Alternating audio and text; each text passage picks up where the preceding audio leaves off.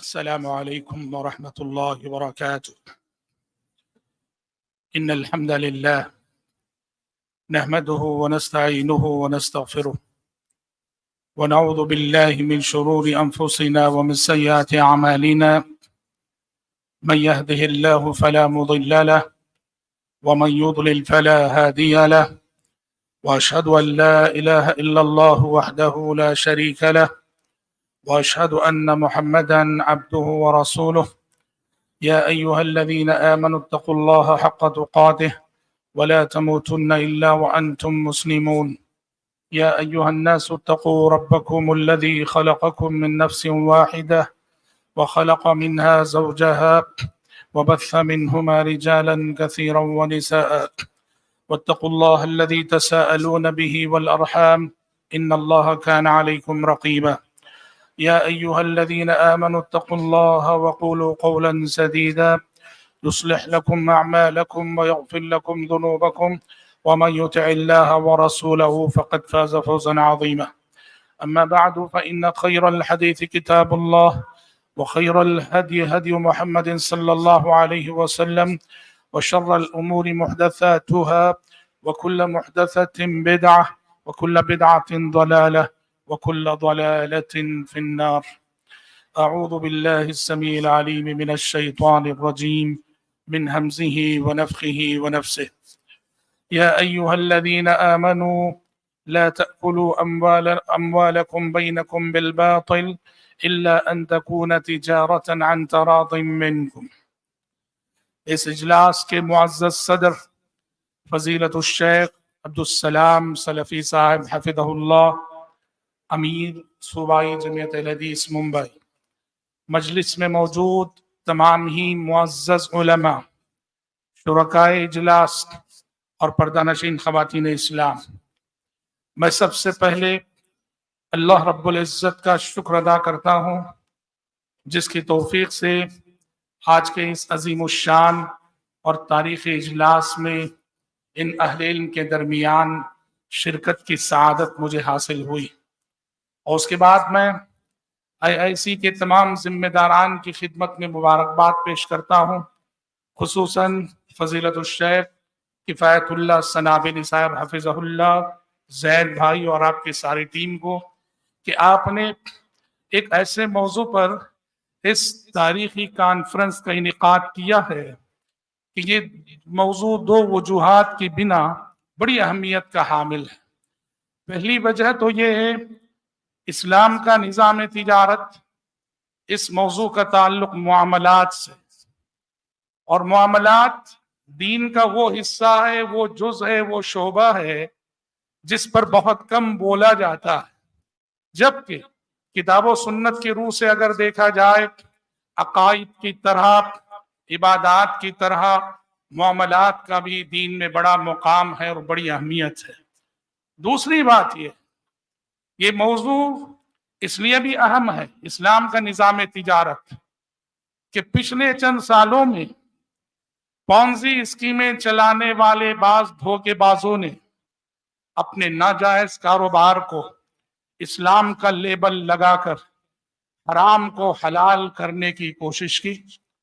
نتیجے میں اسلام کے نام پر لوگوں کی زندگی کے سرمائے لوٹے گئے، مذہب اسلام کی توہین کی گئی، اور جس کے نتیجے میں بعض ضعاف الایمان لوگ یا لبرل قسم کے لوگ اسلام سے ہی بدزن ہوئے۔ اللہ رب العزت نے قرآن مجید میں ہم سے یہ کہا تھا، مال کے حوالے سے، بزنس کے حوالے سے، تجارت کے حوالے سے، وَلَا تُؤْتُوا السُّفَهَاءَ أَمْوَالَكُمُ الَّتِي جَعَلَ اللَّهُ لَكُمْ قِيَامًا، کہ اپنے مال کو سفیہوں کے حوالے مت کرو۔ وہ مال جس پر تمہاری زندگی کا انحصار ہے، وہ مال جس پر تمہاری معیشت کا انحصار ہے، وہ مال جس پر تمہارے نظام اقتصاد کا انحصار ہے، یہ مال سفیہوں کے حوالے مت کرو، احمقوں کے حوالے مت کرو، بے وقوفوں کے حوالے مت کرو۔ سفیہ کون ہے؟ جو مال میں تصرف کرنا نہیں جانتے، اس مال کی منفعت کو بڑھانا نہیں جانتے۔ ہم نے ایسے سفیہوں پر، انہوں نے حرص و ہوس کے جال ہمارے سامنے بچھائے، اور ہم نے ایسے سفیہوں کے حوالے اپنا مال کیا، ایسے احمقوں کے حوالے اپنا مال کیا جو کاروبار نہیں جانتے یا جن کے پاس کاروبار نہ تھا۔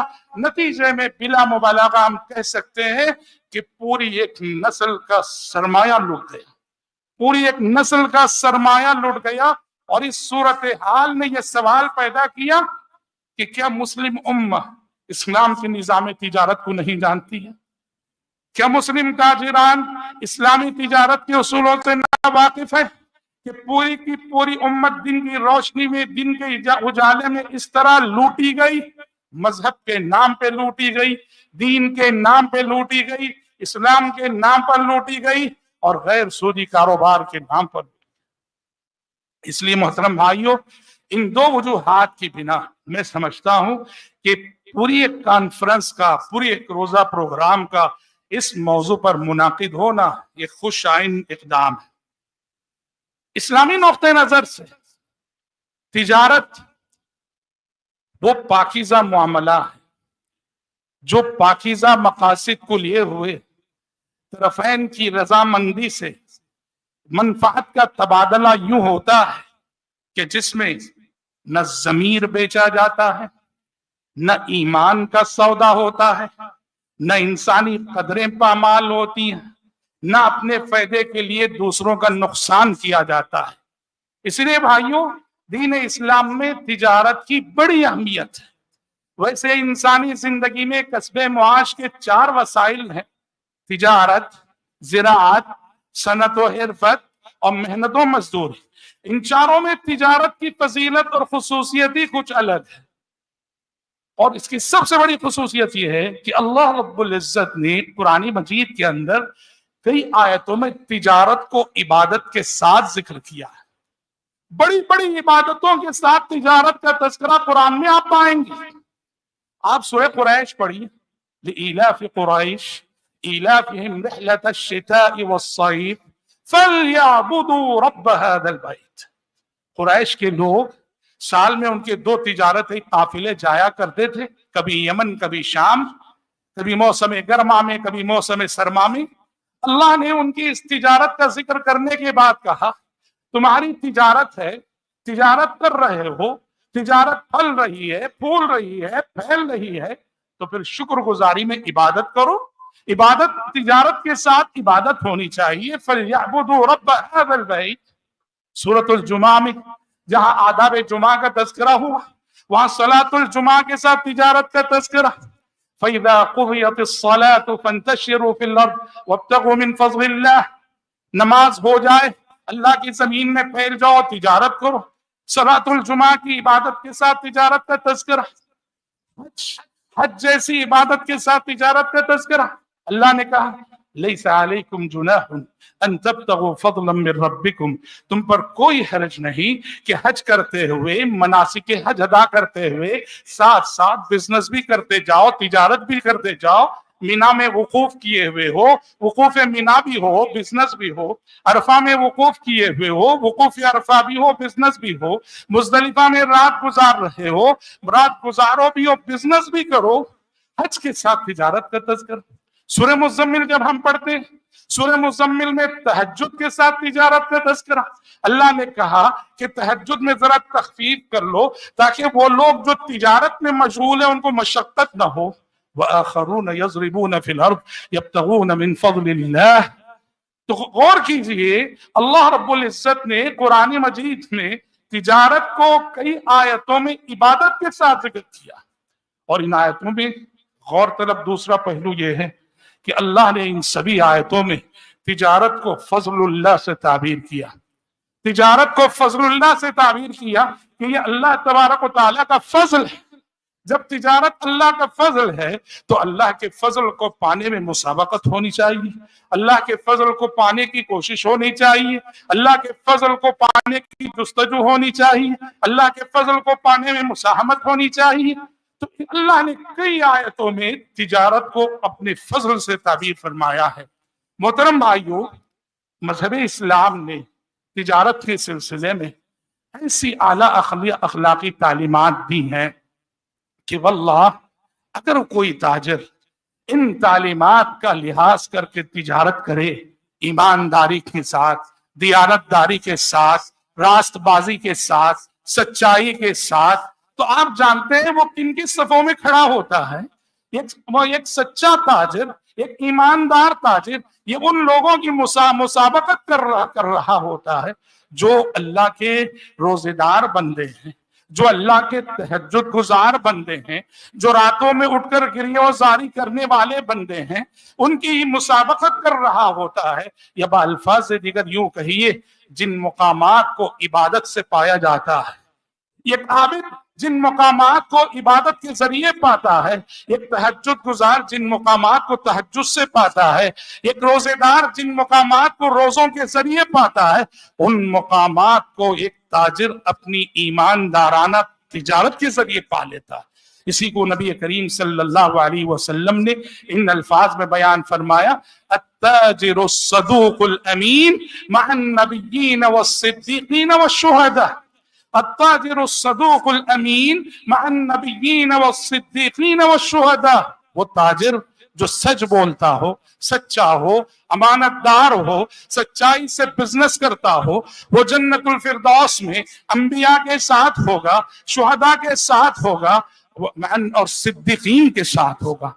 جہاں ہماری تہجد رفاقت نبوی کا حقدار بناتی ہے، جہاں ہمارے روزے رفاقت نبوی کا حقدار ہمیں بناتے ہیں، وہیں ہمارا کاروبار، ہمارا بزنس بھی ہمیں رفاقت نبوی کا حقدار بناتا ہے۔ اور یہ بھی حقیقت ہے کہ جہاں احادیث میں سچائی کی جتنی فضیلت آئی ہے، سچائی کی جتنی فضیلت آئی ہے، وہاں سچ بولنا اتنا مشکل بھی ہوتا ہے۔ سچ بولنا چونکہ مشکل ہوتا ہے، اسی لیے اس کی بڑی بڑی فضیلتیں بتائی گئی ہیں۔ سچوں کے درمیان رہ کر سچ بولنا آسان ہوتا ہے، لیکن جب سارا مارکیٹ جھوٹ بول رہا ہو، جھوٹ بولنے والوں کے درمیان رہ کر سچ بولنا، یہ بڑی عظمت کی بات ہے۔ سارا مارکیٹ دھوکے کی بنیاد پہ چل رہا ہو، وہاں ایمانداری کا ثبوت دینا بڑی عظمت کی بات ہو۔ حضرات، قرآن اور حدیث کی تعلیمات یہ ہے کہ تجارت یہ ہمارا ایمان ہے، تجارت یہ ہماری امانت ہے، تجارت یہ ہماری دیانت ہے، تجارت یہ ہمارا تقوی ہے، تجارت یہ ہماری خشیت ہے، تجارت بتاتی ہے کہ خوف الہی میں ہم کہاں کھڑے ہیں۔ تجارت سے آدمی کے ایمان کے معیار کا پتہ چلتا ہے، اللہ پر اس کا جو یقین ہے، اس کے یقین کا پتہ چلتا ہے۔ امام اہل سنت والجماعہ امام احمد بن حنبل رحمہ اللہ کے پاس ایک خاتون آئی، آ کر اس نے سوال کیا، کہا کہ اے امام اہل سنت، میں کپڑا بنا کرتی ہوں، چراغ کی روشنی میں کپڑا بنتی ہوں، اور جب کبھی چراغ میں تیل ختم ہو جاتا ہے تو میں پھر چاند کی روشنی میں باقی کپڑا بنتی ہوں۔ مجھے آپ سے پوچھنا یہ ہے امام اہل سنت کہ یہ کپڑا جس کے بعض حصے کو میں نے چراغ کی روشنی میں بنا ہے اور بعض حصے کو چاند کی روشنی میں بنا ہے، جب اس کپڑے کو بیچنے کی باری آئے تو کیا خریدار کے لیے مجھے یہ بتانا ضروری ہو جاتا ہے کہ کپڑے کا کتنا حصہ میں نے چراغ کی روشنی میں بنا ہے اور کپڑے کا کتنا حصہ میں نے چاند کی روشنی میں بنا؟ سوال پوچھنے والی کا تقوی واضح تھا۔ امام احمد بن حنبل رحمہ اللہ اس سوال کو سن کر جواب دینے کے بجائے بہت متاثر ہوئے۔ امام احمد بن حنبل رحمہ اللہ نے کہا، او بھلی خاتون، پہلے یہ تو بتا تم کون ہو، کس گھرانے سے تمہارا تعلق ہے، کس خاندان سے تمہارا تعلق ہے کہ دین کے سلسلے میں اس نزاکت اور اس باریکی کا خیال۔ خاتون نے کہا کہ اے امام اہل سنت، میں بشر الحافی کی بہن ہوں۔ تو امام احمد بن حنبل رحمہ اللہ نے کہا، اے بشر الحافی کے گھر والوں، یہ تمہیں لوگوں کے تقوی کا معیار ہو سکتا ہے، یہ تمہیں لوگوں کے تقوی کا معیار ہو سکتا ہے کہ اللہ اکبر، دین کے سلسلے میں اتنا لحاظ کہ چاند کی روشنی میں بنا ہوا کپڑا کتنا ہے اور چراغ کی روشنی میں بنا ہوا کپڑا کتنا ہے۔ اس طرح حضرات، تجارت یہ ہمارا ایمان ہے، اور وہیں تجارت یہ ہمارے اخلاق، تجارت یہ ہمارے اخلاق ہے، تجارت بتاتی ہے ہم اخلاق میں کہاں کھڑے ہیں، اخلاق میں ہمارا معیار کیا ہے۔ تجارت ہمارے کردار کا سانچہ ہے۔ نبی کریم صلی اللہ علیہ وسلم نے فرمایا رحم اللہ رجلا سمحا اذا باع سمحا اذا اشترى سمحا اذا اقتضى۔ آپ نے کہا اللہ کی رحمت ہو اس بندے پر، اللہ کی رحمت ہو اس بندے پر جو بڑا فراغ دل ہوتا ہے، کوئی چیز بیچے تب بھی، کوئی چیز خریدے تب بھی، اپنے حق کا مطالبہ کرے تقاضا کرے تب بھی۔ اللہ کی رحمت ہو اس بندے پر جو فراغ دلی کا معاملہ کرتا ہے۔ مطلب یہ ہے کہ تجارت بتاتی ہے کہ ہم اخلاق میں ہمارا معیار کیا اور اخلاق میں ہم کہاں کھڑے ہیں۔ اور فراغ دلی کا مطلب کیا ہے؟ تجارت میں فراغ دلی کا مطلب کیا ہے؟ بیچتے ہوئے، خریدتے ہوئے، اپنے حق کا تقاضا کرتے ہوئے۔ فرض کرو آپ کبھی مارکیٹ گئے ہیں، بازار گئے ہیں، آپ کو ترکاری خریدنی ہے، بڑے بڑے تاجر بیٹھے ہیں، ترکاری اعلیٰ قسم کی ہے، سچ ہے، لیکن دیکھو اسی مارکیٹ میں جہاں بڑے بڑے ترکاری کے تاجر ہیں، جن کے سامنے شاندار ترکاری رکھی ہوئی ہے، وہیں آپ کو ایک بوڑھا نظر آتا ہے، ایک بوڑھی نظر آتی ہے، 80 سال کی عمر ہے، 80 سال کی عمر ہے، آرام کرنے کی عمر میں یہ کمانے کی جستجو کر رہا ہے۔ اور کما کس لیے رہا ہے؟ اپنی جائیداد کو بنانے بڑھانے، دولت کو بڑھانے کے لیے نہیں، اپنے پیٹ کو بھرنے کے لیے۔ اور اس کے سامنے جو سرمایہ موجود ہے کیا؟ کچھ سوکھے بیگن ہیں، کچھ سڑے ہوئے ٹماٹر ہیں، کچھ خراب ہو چکی ترکاری ہے۔ اس بڑے مارکیٹ میں ان بڑے کاروباریوں کے سامنے اس کمزور ضعیف تاجر اور اس کے سرمایہ کی کیا حیثیت؟ لیکن اس کی صورتحال اگر آپ صاحب ایمان ہیں، آپ اگر صاحب ایمان ہیں اور اس کردار کے حامل ہیں، جس کردار کو لسان نبوت میں کہا سمحا اذا باع سمحا اذا اشترى سمحا اذا اقتضى، جب خریدتا ہے تو فراغ دلی کے ساتھ، بیچتا ہے تو فراغ دلی کے ساتھ، آپ کا ضمیر آپ کو یہ سبق، یہ آپ کی ضمیر کی آواز ہونی چاہیے کہ آج چلو ہر دن ہم ہمیشہ معیاری ترکاری خریدتے ہیں، بڑے بڑے کاروباریوں سے خریدتے ہیں، آج اس بوڑھے تاجر سے بھی خرید لیتے ہیں، آج اس بوڑھے تاجر سے بھی خرید لیتے ہیں۔ اس سے خریدو، وہ کمانے کے لیے نہیں، وہ بس اپنا پیٹ بھرنے کے لیے اور آرام کرنے کی عمر میں محنت کر رہا ہے۔ حضرات، اسلام نے تجارت کو ایسے اصولوں پر استوار کیا ہے، نظام تجارت کو، جہاں دور دور تک آپ کو خود غرضی نظر نہیں آئے گی، استحصال نہیں ہے اسلام کے نظام تجارت میں۔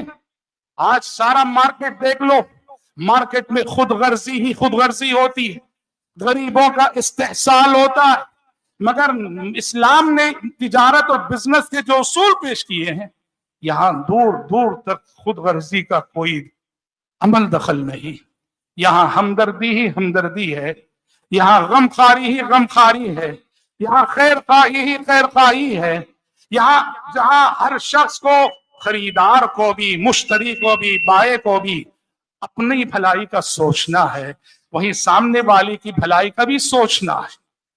آپ نے حدیث میں وہ واقعہ پڑھا ہے اور بارہا سنا ہے کہ ایک مومن جب خرید و فروخت کرتا ہے، اس کے دل میں جہاں منفعت کمانے کی، اچھی سے اچھی چیز خریدنے کی ایک تڑپ ہوتی ہے، وہیں جس بائع سے وہ خرید رہا ہے اس کی خیر خواہی کا جذبہ بھی اس کے دل میں موجزن ہوتا ہے۔ اللہ زندگی میں کبھی بھی کسی کی مجبوری سے فائدہ اٹھانا یہ مومنانہ کردار نہیں ہو سکتا۔ آپ مجبور تھے، آپ کی مجبوری میں نے آپ کی قیمتی چیز کو سستے داموں خرید لیا اور میں خوش ہو جاتا ہوں، ارے اتنی قیمتی چیز اتنے سستے داموں مل گئی۔ مجھے معلوم ہے کہ آپ نے بیچا ہے مجبوری میں قیمتی چیز کو سستے داموں آپ نے بیچ ڈالا ہے۔ میں اچھا انسان نہیں اگر مجھے آپ کی مجبوری کا علم ہے، اور اس مجبوری کا علم رہ کر بھی میں آپ کی اس مہنگی چیز کو سستے داموں خریدتا ہوں۔ اصحاب رسول کو پڑھیے رضوان اللہ علیہم اجمعین، اللہ اللہ، مارکیٹ میں، تجارت و کاروبار میں انہوں نے ایسے اخلاق پیش کیے کہ واللہ العظیم ایسے اخلاق بزنس کے میدان میں آپ پوری انسانی تاریخ میں دکھا نہیں سکتے۔ جریر رضی اللہ عنہ نے اپنے غلام کو بھیجا کہ جاؤ گھوڑا خرید لاؤ۔ غلام گیا، گھوڑا خرید کے لایا، اور قیمت طے ہوئی 300 درہم۔ بھولا بھالا تاجر تھا، بھولا بھالا بائے تھا، 300 روپے میں اس نے وہ گھوڑا بیچ ڈالا، اور غلام اس گھوڑے کو اس کے مالک سمیت لیے صحابی رسول حضرت جریر کے پاس آیا، کہا کہ دیکھیے گھوڑا میں نے 300 درہم میں خریدا ہے۔ حضرت جریر نے دیکھا کہ گھوڑا بہت عمدہ ہے، بہت شاندار ہے۔ حضرت جریر نے کہا اللہ کے بندے، اتنا شاندار گھوڑا اور تم نے 300 درہم میں دیا ہے؟ نہیں، میں اس کو 300 درہم میں نہیں لینے والا۔ آپ جانتے ہیں بڑھا کر کتنی قیمت دی؟ بڑھا کر 800 درہم کی قیمت تھی۔ حضرت جریر نے کہا تمہارا یہ گھوڑا یہ 800 درہم کا ہے، 300 درہم میں تم بیچ کر جو ہے دھوکہ کھا رہے تھے۔ آپ دکھا سکتے ہیں تاریخ میں کبھی ایسا کردار؟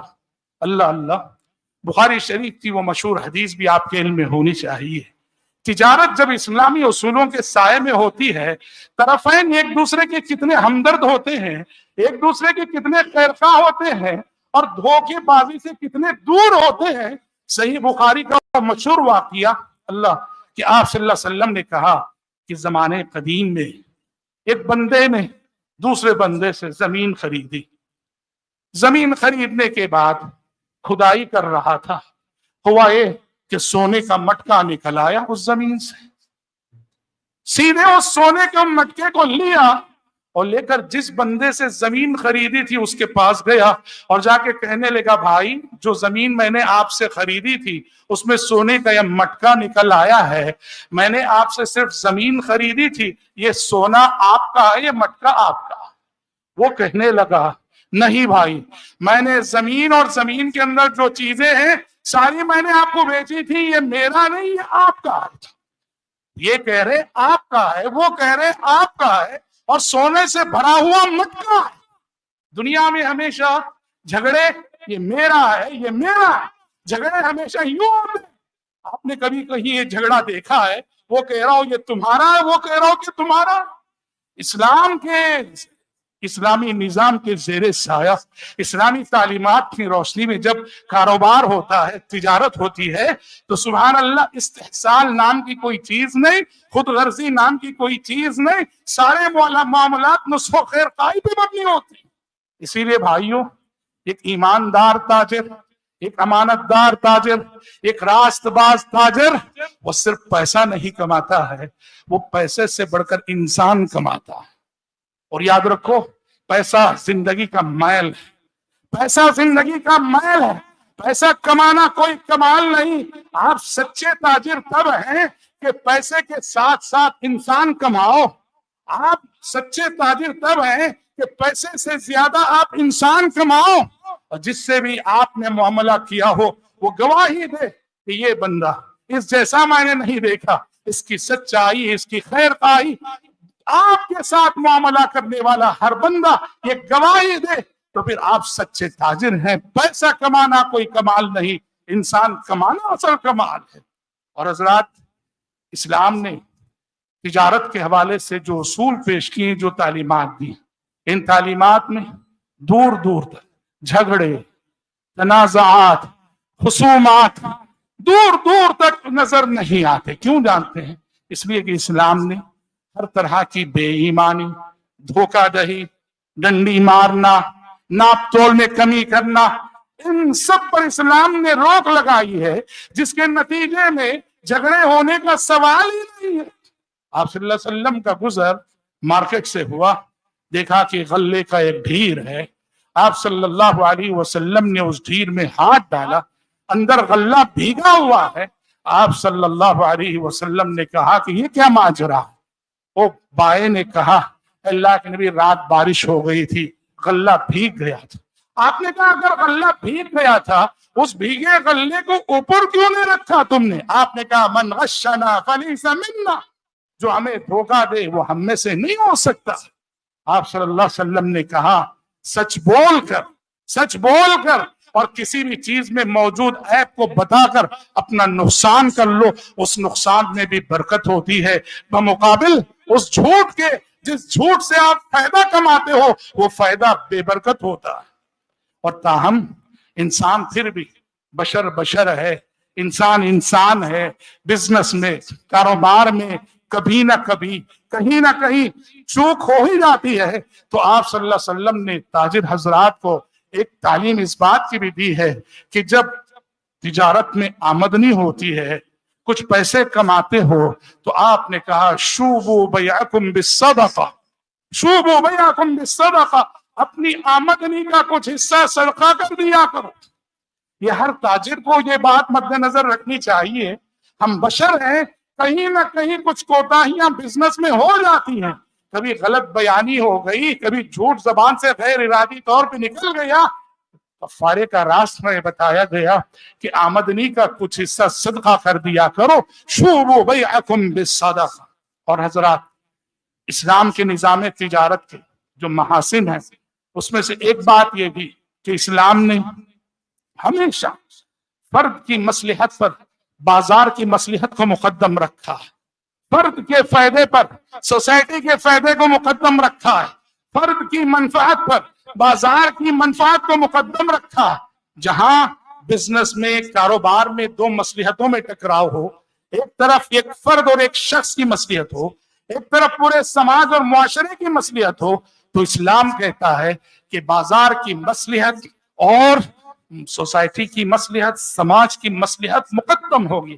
اسی لیے احتکار یعنی ذخیرہ اندوزی کرنے کو ناجائز قرار دیا گیا۔ چیز آپ کی ہے اور آپ چاہ رہے ہیں کہ ابھی میں اس کو مارکیٹ میں نہ لاؤں تاکہ جب قیمتیں بڑھ جائیں تو تب مارکیٹ میں اچھے دام میں بیچ سکوں، جبکہ وہ چیز ایسی ہے کہ مارکیٹ میں ناپید ہے اور ضرورت ہے لوگوں کو اس چیز کی۔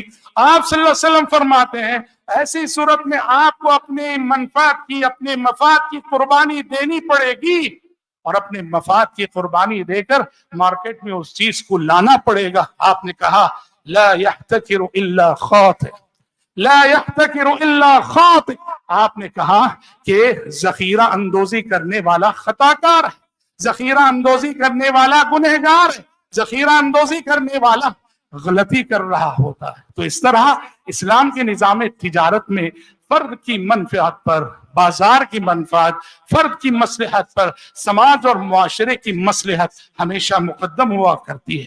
آپ نے پارٹنرشپ کے بارے میں سنا، اسلام میں پارٹنرشپ جائز ہے شرائط کے ساتھ، لیکن قرآن مجید نے اس سلسلے میں ایک بات یہ ضرور کہی ہے، اشارہ ضرور دیا کہ پارٹنرشپ جائز ہے صحیح، لیکن عام طور جیسے پیشرو مقرر نے بھی کہا، قرآن کہتا ہے کہ پارٹنرشپ کے کاروبار میں ایمانداری اور امانت داری کے ساتھ چلنے والے پارٹنر بہت کم ہوتے ہیں۔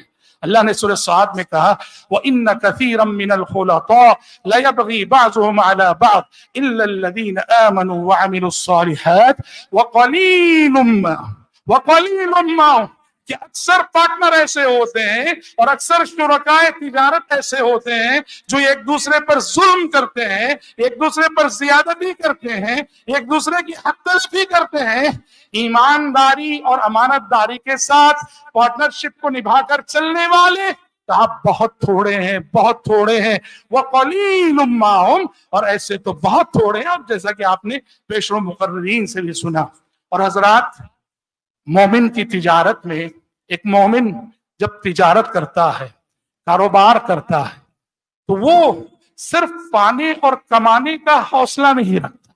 ایک مومن تجارت کرتے ہوئے، کاروبار کرتے ہوئے، وہ کمانے کے ساتھ ساتھ کھونے کا حوصلہ بھی رکھتا ہے، کھونے کا حوصلہ بھی رکھتا ہے، کیونکہ وہ مقدر پر ایمان رکھتا ہے۔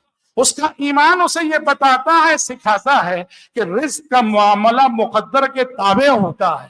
مقدر میں اگر رزق نہ ہو تو انسان کی ساری محنتیں رائے گا، انسان کی ساری کوشش کے باوجود اسے رزق نہیں ملے گا۔ اسی لیے ایک مومن جب تجارت کرتا ہے، ایک مومن جب کاروبار کرتا ہے تو وہ پانے کے ساتھ ساتھ کھونے کا بھی حوصلہ رکھتا ہے، اور کھو کر بھی وہ بہت خوش ہوتا ہے، اس لیے کہ اللہ کا قانون ہے وَلَنَبْلُوَنَّكُمْ بِشَيْءٍ مِّنَ الْخَوْفِ وَالْجُوعِ وَنَقْصٍ مِّنَ الْأَمْوَالِ وَالْأَنفُسِ وَالثَّمَرَاتِ۔ زندگی آزمائش ہے، زندگی امتحان ہے، اور اللہ نے کہا ہم ضرور تمہیں آزمائیں گے، تمہارا امتحان لیں گے۔ اور زندگی میں آزمائشیں جن صورتوں میں آتی ہیں وہ کیا ہے؟ بِشَيْءٍ مِّنَ الْخَوْفِ، ہم تمہیں خوف کے ذریعے سے آزمائیں گے، والجوع، بھوک کے ذریعے سے آزمائیں گے، وَنَقْصٍ مِّنَ الْأَمْوَالِ وَالْأَنفُسِ، مالوں میں کمی کر کے آزمائیں گے، جانوں میں کمی کر کے آزمائیں گے، پھلوں میں کمی کر کے آزمائیں گے۔ یہ اللہ کا قانون ہے، یہ اللہ کا قانون ہے۔ اس لیے مقدر پر ایمان رکھنے والا تاجر کمانے کی جستجو کرتا ہے، کمانے کی کوشش کرتا ہے، لیکن اگر کمانے کے بجائے اسے گوانا پڑ جائے تو وہ کھونے کا بھی حوصلہ رکھتا ہے۔ اور آپ بتائیے کہ جس تجارت کو صہیب رومی رضی اللہ عنہ کی پیارے نبی صلی اللہ علیہ وسلم نے نفع بخش تجارت قرار دیا تھا، وہ کون سی تجارت؟ مومن دنیا میں جب کھوتا ہے نا، دنیا میں پاتا ہے تو وہ پانا ایک نعمت ہے، لیکن اگر مومن دنیا میں کھوتا ہے تو اس کی تجارت وہ آخرت کی تجارت بن جاتی ہے۔ دنیا میں کھوتا ہے آخرت میں پانے کے لیے، دنیا میں وہ نقصان اس کا ہوتا ہے آخرت کے فائدے کے لیے۔ صہیب رومی رضی اللہ عنہ سب کچھ گوا کے گئے تھے، سب کچھ لٹا کے گئے تھے، اور آپ صلی اللہ علیہ وسلم نے ان سے کہا تھا ربح صہیب، ربح صہیب۔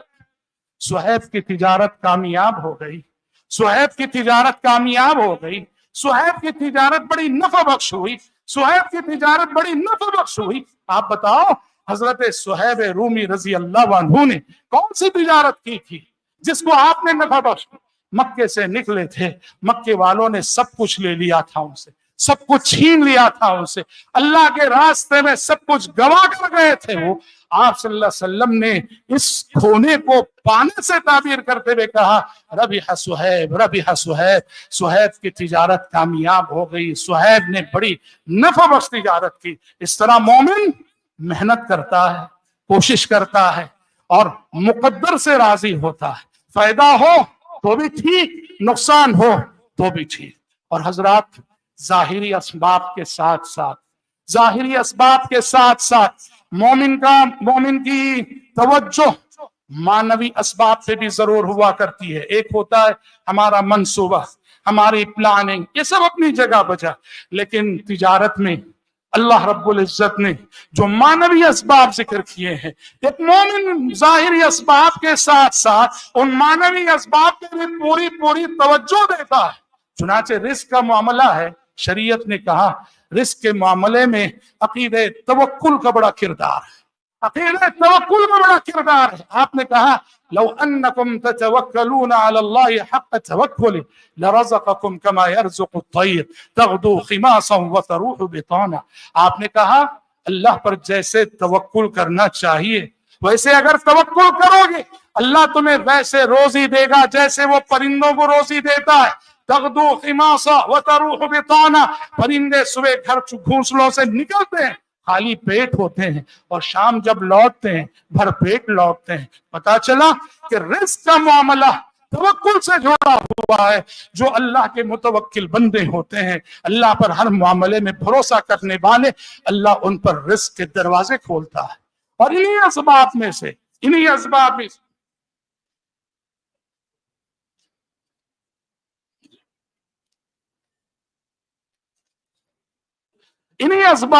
آپ صلی اللہ علیہ وسلم نے کہا اللہم بارک لأمتی فی بکوریہ، اللہم بارک لأمتی فی بکوریہ، اے اللہ میری امت کے صبح کے وقت میں برکت دے دے۔